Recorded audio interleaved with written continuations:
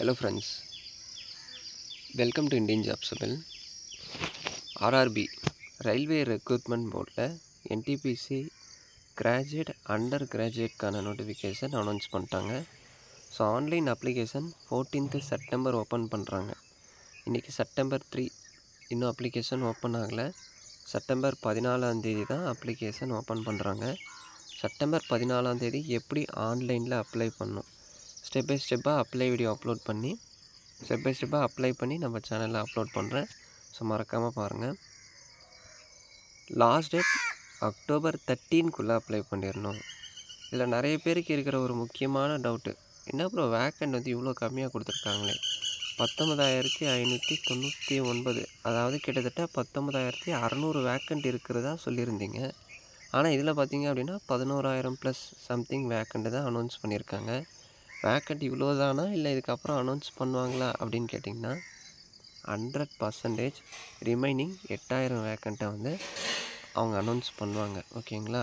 So vacant இவ்வளோ தான் அப்படின்னு முடிவு பண்ணி டிமோட்டிவேட் ஆகாதீங்க. அதுக்காக அப்ளை பண்ணாமலாம் விட்டுறாதீங்க. கண்டிப்பாக அப்ளை பண்ணுங்கள். ஏஎல்பிக்கு அப்படி தான் பண்ணாங்க. முதல்ல வேக்கண்ட்டு கம்மியாக அனௌன்ஸ் பண்ணாங்க, அப்புறம் அப்ளிகேஷன்லாம் க்ளோஸ் ஆகிட்டதுக்கப்புறம் இன்க்ரீஸ் பண்ணிட்டாங்க. ஸோ முதல்ல நிறைய பேர் அப்ளை பண்ணல, க்ளோஸ் ஆகிட்டதுக்கப்புறம் அப்ளை பண்ண முடியாது. ஸோ அப்ளை பண்ணிடுங்க. வேக்கண்ட் வந்து இடையிலே இன்க்ரீஸ் பண்ணலாம், இல்லை அப்படின்னா அப்ளிகேஷன் க்ளோஸ் ஆனதுக்கப்புறமும் இன்க்ரீஸ் பண்ணலாம். ஸோ கரெக்டாக சொல்ல முடியாது. பட் 100% 19,000 வேக்கண்ட் இன்னும் அடிஷ்னலாக கூட இன்க்ரீஸ் ஆகலாம். ஓகேங்களா? சரி, ஓகே, நான் இப்போ ஷார்ட்டாக சொல்லிடுறேன். So September 14 application opening, last date October 13 apply பண்ணிடணும். கிராஜுவேட்டில் ஒரு 8,130, 8,113 வேக்கண்ட்டு. சேலரி காமிச்சிருப்பாங்க, சேலரி செக் பண்ணிக்கோங்க. ஸோ டிக்கெட் சூப்பர்வைசர் எல்லாமே வந்து ஏஜ் காமன் தான், 18லேருந்து 36. எஸ்சி எஸ்டி ஓபிசியாக இருக்கீங்க அப்படின்னா உங்களுக்கு ஏஜ் ரிலாக்ஸேஷன் இருக்கும். டிக்கெட் சூப்பர்வைசரில் ஒரு 1,736 வேக்கண்ட்டு. ஸ்டேஷன் மாஸ்டருக்கு ஒரு 994. ட்ரெயின் மேனேஜருக்கு ஒரு 3,144 வேக்கண்ட்டு. அடுத்து ஜூனியர் டைப்பிஸ்ட்டுக்கு ஒரு 1,507 வேக்கண்ட்டு.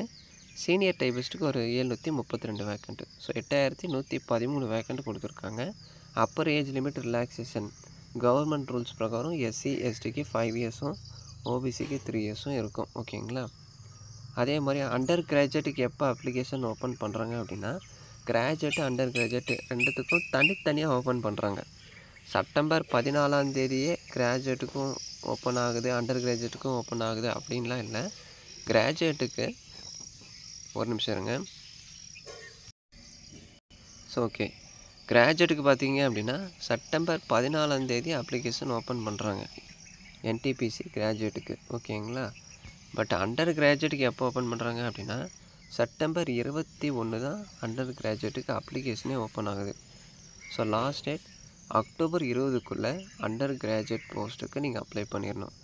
இதெல்லாம் அண்டர் கிராஜுவேட்டில் வரும் அப்படின்னா இந்த commercial clerk, accountant typist, junior typist, train clerk, இது எல்லாமே +2 குவாலிஃபிகேஷன். ஓகேவா?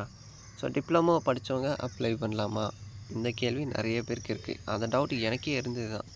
2019 வெளியான நோட்டிஃபிகேஷனில் என்ன கொடுத்துருக்காங்க அப்படின்னா +2 கிளாஸ் ஆர் ஈக்குவலண்ட் அப்படின்னு கொடுத்துருக்காங்க. அதாவது +2 படிச்சிருந்தாலும் அப்ளை பண்ணலாம், இல்லை அப்படின்னா +2க்கு சரிசமமான படிப்பை நீங்கள் படிச்சிருந்தாலும் அப்ளை பண்ணலாம் அப்படின்னு சொல்லி 2019 வெளியான நோட்டிஃபிகேஷனில் கொடுத்துருந்தாங்க. எந்த முறை எப்படி கொடுக்குறாங்கன்னு தெரியல. ஸோ டிப்ளமோ அப்ளை பண்ணலாமா அப்படின்னு கேட்டிங்கன்னா +2 ஆர் ஈக்குவலண்ட் குவாலிஃபிகேஷன் அப்படின்னு கொடுத்துருந்தாங்கன்னா கண்டிப்பாக டிப்ளமோ அப்ளை பண்ணலாம். அதில் எந்த ஒரு டவுட்டும் இல்லை. ஒன்லி +2 மட்டும், அதாவது வெறும் +2 மட்டும் கொடுத்துருக்காங்க அப்படின்னா +2 மட்டும்தான் அப்ளை பண்ண முடியும். +2 ஆர் ஈக்குவலண்ட் அப்படின்னு மென்ஷன் பண்ணியிருந்தாங்கன்னா +2 ஆர் டிப்ளமோ படிச்சிருந்தாலும் அப்ளை பண்ணலாம். ஸோ ஆர் ஈக்குவலண்ட் அப்படின்னா +2க்கு சரிசமமான படிப்பு தான் டிப்ளமோ. ஓகேங்களா? அதனால தான் டிப்ளமோ அப்ளை பண்ணலாம் அப்படின்னு சொல்கிறேன். ஸோ இதில் பாருங்கள், கமர்ஷியல் கிளர்க்கு இதில் ஒரு 2,022 வேக்கண்ட்டு. அக்கௌண்டன்ட் டைப்பிஸ்ட்டில் ஒரு 361, ஜூனியர் டைப்பிஸ்ட்டில் ஒரு 990, ட்ரெயின் கிளர்க்கில் ஒரு 72. இதை ஒரு RRB zone wise, category wise, post wise வந்து பிரித்து கொடுத்துருப்பாங்க நோட்டிஃபிகேஷனில். நோட்டிஃபிகேஷன் வரும்போது நான் உங்களுக்கு டீட்டெயிலாக சொல்கிறேன். ஸோ 3445 வேக்கண்ட் வந்து அனௌன்ஸ் பண்ணியிருக்காங்க. சேலரி காமிச்சிருப்பாங்க, சேலரி செக் பண்ணிக்கோங்க. இது எல்லாமே என்னது பேசிக் பே தான், ஓகேவா? இந்த பேசிக் பே போக உங்களுக்கு டிஏ இருக்குது. அது போக உங்களுக்கு ரயில்வே அலவன்ஸ் எக்கச்சக்கமாக இருக்கும். ஸ்டார்டிங் சேலரி கிட்டத்தட்ட ஒரு 50,000 50,000லேருந்து 60,000 நீங்கள் வாங்கலாம். அலவன்ஸு டிஏ அதெல்லாமே சேர்த்து, ஓகேங்களா? அந்த அலவன்ஸ் டீட்டெயிலும் உங்களுக்கு நோட்டிஃபிகேஷன்லேயே இருக்கும். ரயில்வே அலவன்ஸ் எக்கச்சக்கமாக இருக்கும் ஃப்ரெண்ட்ஸ். அடுத்த ஏஜ் பாருங்கள். இப்போ சென்ட்ரலில் பென்ஷன் ஸ்கீமும் வந்து அனௌன்ஸ் பண்ணிட்டாங்க, ஓகேங்களா? சூப்பரான ஆப்பர்ச்சுனிட்டி. கண்டிப்பாக ட்ரை பண்ணுங்கள். இந்த ஆப்பர்ச்சுனிட்டி மிஸ் பண்ணாதீங்க. ஒரு வருஷமும் நோட்டிஃபிகேஷன் அனௌன்ஸ் பண்ணுறாங்க, நான் இல்லை அப்படின்னு சொல்லலை. இந்த முறை ஒரு வேளை உங்களால் கிளியர் பண்ண முடியல அப்படின்னாலும் அடுத்த முறை உங்களுக்கு சான்ஸ் இருக்குது. இந்த மாதிரி வருஷம் அனௌன்ஸ் பண்ண போகிறாங்க. ஸோ நம்ம வந்து கவலைப்பட வேண்டிய அவசியமே இல்லை. ஒரு வருஷமும் இனிமேல் நோட்டிஃபிகேஷன் ரிலீஸ் ஆக போகுது. கண்டிப்பாக நம்ம ஏதாவது இந்த இயரே மேக்ஸிமம் கிளியர் பண்ணிடுவோம். ஒரு வேளை கிளியர் பண்ண முடியல அப்படின்ற பட்சத்தில் அடுத்த வருஷம் கூட நம்ம கிளியர் பண்ணிக்கலாம், ஓகேங்களா? ஸோ ஏஜ் பார்த்துட்டோம். அடுத்து ஸ்பெக்ஸ் போட்டவங்க அப்ளை பண்ண முடியுமா அப்படின்னு கேட்டிங்கன்னா தாராளமாக அப்ளை பண்ணிக்கலாம். வித் ஆர் வித்தவுட் கிளாஸஸ், அந்த distant vision, near vision, binocular vision கொடுத்துருக்காங்க, அதை செக் பண்ணிக்கோங்க. அடுத்து எசென்ஷியல். ஸோ அண்டர் கிராஜுவேட்டுக்கு இப்போதைக்கு 12th படித்தவங்க அப்ளை பண்ணலாம். கிராஜுவேட்டுக்கு ஏதாவது ஒரு டிகிரி படிச்சிருக்கீங்க அப்படின்னா அப்ளை பண்ணலாம். டிப்ளமோ தெரியல, நோட்டிஃபிகேஷன் வரட்டும். 12th ஆர் ஈக்குவலண்ட் அப்படின்னு கொடுத்துருக்காங்களா, இல்லை அப்படின்னா 12th மட்டும் கொடுத்துருக்காங்களா அப்படின்னு சொல்லிட்டு நோட்டிஃபிகேஷன் வரட்டும், அதில் நம்ம பார்க்கலாம், ஓகேங்களா? 12th ஆர் ஈக்குவலண்ட் அப்படின்னு கொடுத்துருந்தாங்கன்னா டிப்ளமோ அப்ளை பண்ணலாம், இல்லை அப்படின்னா இல்லை, ஓகேங்களா? எக்ஸாம் ஃபீஸ் ஆஸ் யூஷுவல் 500 இருக்கும்.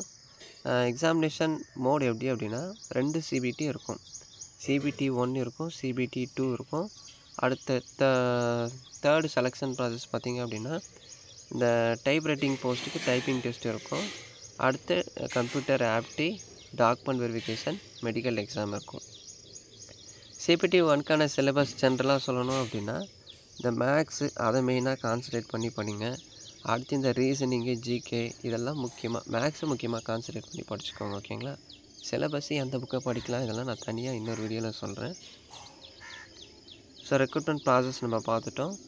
பார்ட்டிசிபேட்டிங் ஆர்ஆர்பி, இதில் பார்த்தீங்க அப்படின்னா நீங்கள் சென்னைக்கு தான் அப்ளை பண்ணணும் அப்படின்லாம் இல்லை. எந்த ஆர்ஆர்பிக்கு வேணாலும் நீங்கள் அப்ளை பண்ணலாம். ஏன் எல்லாருமே சென்னைக்கு அப்ளை பண்ணுறாங்க அப்படின்னா, இப்போ எனக்கு இருக்கிற ஆசை தான் எல்லாருக்கும். வீடுக்கிட்டே நம்மளுக்கு கவர்மெண்ட் ஜாப் கிடச்சா சூப்பராக இருக்கும் இல்லையா அந்த லைஃபு. அதே மாதிரி தான் சென்னையிலே நீங்கள் அப்ளை பண்ணிங்க அப்படின்னா நம்ம வித்தின் சென்னை ரீஜன்லேயே நம்மளுக்கு ஜாப் கிடைக்கும்.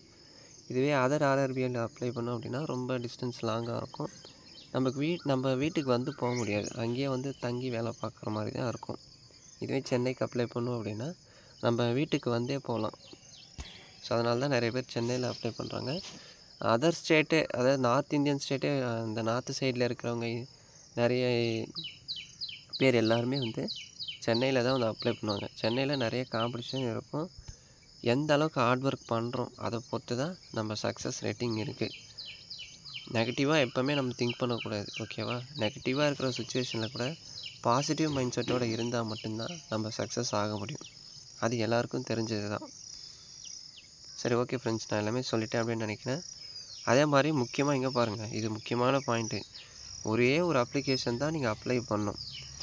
சில பேர் நான் 2 முறை ரிஜிஸ்டர் பண்ணிட்டேனே அப்படின்னு கேட்பீங்க. ரிஜிஸ்ட்ரேஷன் 2 முறை பண்ணியிருந்தால் கூட பிரச்சனை இல்லை. பட் அப்ளை பண்ணுறீங்க இல்லையா, ஃபீஸ் பே பண்ணி அப்ளை பண்ணுறீங்கள, அப்ளிகேஷன் போடுறீங்கள, அது வந்து ஒரு முறை தான் நீங்கள் போடணும். ஒரு தடவை பேர் தப்பாக அப்ளிகேஷனில் ஃபில் பண்ணிட்டேன், டேட் ஆஃப் பர்த் வந்து தப்பாக ஃபில் பண்ணிட்டேன் அப்படின்னு சொல்லிட்டு இன்னொரு முறை மட்டும் அப்ளிகேஷனை ஃபில் பண்ணி பேமெண்ட் பண்ணிடாதீங்க. அது 2 முறை அப்ளிகேஷன் போட்ட மாதிரி ஆயிரும். அப்படி பண்ணிங்க அப்படின்னா ஆர்ஆர்பியில் இதுக்கப்புறம் வர எந்த ஒரு எக்ஸாமும் நீங்கள் அட்டன் பண்ண முடியாது, உங்களை டிபார் பண்ணிடுவாங்க. ஸோ தயவு செஞ்சு அந்த மாதிரி பண்ணாதீங்க. ஒரே தடவை ரிஜிஸ்டர் பண்ணுங்கள், ஒரு அப்ளிகேஷன் மட்டும் சப்மிட் பண்ணுங்கள். அதில் ஏதாச்சும் கரெக்ஷன் இருக்குது அப்படின்னா அதை விட்டுருங்க. மாடிஃபை ஆப்ஷன் தருவாங்க, அதில் போய்ட்டு மாடிஃபை பண்ணிக்கலாம். ஒரு வேளை அதுலேயும் உங்களால் மாடிஃபை பண்ண முடியல அப்படின்னா டாக்குமெண்ட் வெரிஃபிகேஷனில் சொல்லிக்கலாம், பிரச்சனை இல்லை. அந்த அளவுக்கு ஸ்ட்ரிக்டாலாம் இருக்காது. ஏன் அப்படின்னா இது டேரெக்டாக அவங்க 10th மார்க்கை பேஸ் பண்ணி, டிகிரி மார்க்கை பேஸ் பண்ணி அவங்க மெரிட்டில் எடுக்கலை. எக்ஸாம் கண்டக்ட் பண்ணி அதுக்கு அடுத்து தான் உங்களுக்கு மெடிக்கலு, டாக்குமெண்ட் இது எல்லாமே கண்டக்ட் பண்ணுறாங்க. ஸோ டாக்குமெண்ட் வெரிஃபிகேஷன் மெடிக்கல்லாம் ஸ்ட்ரிக்டாலாம் இருக்காது. சிபிடி 1, 2 கிளியர் பண்ணிட்டீங்க அப்படின்னா முடிஞ்சுது, அவ்வளோதான். அப்புறம் டாக்குமெண்ட் வெரிஃபிகேஷன் மெடிக்கல் இருக்கும், அதை ஈஸியாக கிளியர் பண்ணிடலாம். ஸ்ட்ரிக்டாக பார்த்தீங்க அப்படின்னா ஏஎல்பிக்கு தான் பார்ப்பாங்க. அசிஸ்டன்ட் லோகோ பைலட்டுக்கு தான் மெடிக்கல் எக்ஸாமினேஷன் ஸ்ட்ரிக்டாக இருக்கும். அதுக்கு ஸ்பெக்ஸ் போட்டவங்க அலோடே இல்லை, அது எல்லாருக்குமே தெரியும். ஸோ அந்த மாதிரி போஸ்ட்டுக்கு தான் டாக்குமெண்ட் வெரிஃபிகேஷன்லாம் ஸ்ட்ரிக்டாக இருக்கும். இதுக்கெல்லாம் அப்படி இல்லை. ஸோ பயப்படாதீங்க, கண்டிப்பாக ட்ரை பண்ணுங்கள். எந்த புக்கு படிக்கலாம், எப்படி படிக்கலாம், ப்ரிப்பரேஷன் ஸ்ட்ராட்டஜி இதெல்லாமே அடுத்த வீடியோவில் நான் 1 by 1 சொல்கிறேன். ஸோ நானும் உங்களை மாதிரி ஒரு ஆஸ்பிரண்ட் தான். 2019 தான் வெளியாச்சு, இப்போ தான் வந்து நோட்டிஃபிகேஷன் வந்திருக்கு. ஸோ எப்படி படிக்கிறது அது எல்லாமே நான் உங்களுக்கு அடுத்த வீடியோவில் சொல்கிறேன். ஸோ எனக்கு தெரிஞ்சது சொல்கிறேன், உங்களுக்கு என்னென்ன தெரியுமோ நம்ம ஃப்ரெண்ட்ஸ்க்கு ஷேர் பண்ணுங்கள். 2019 பார்த்தீங்க அப்படின்னா தமிழ் யூடியூப் சேனல்லாம் ரொம்ப கம்மி தான், ரயில்வேஸ்க்கு இப்போ அதிகமாக இருக்குது. ஈஸியாக கிராக் பண்ணிடலாம். உங்களுக்கு எந்த சேனல் விருப்பமாக இருக்கும், ஏதாவது ஒரு சேனலை ஃபாலோ பண்ணி உங்கள் ப்ரிப்பரேஷனை ஸ்டார்ட் பண்ணுங்கள். முதல்ல 6th 10th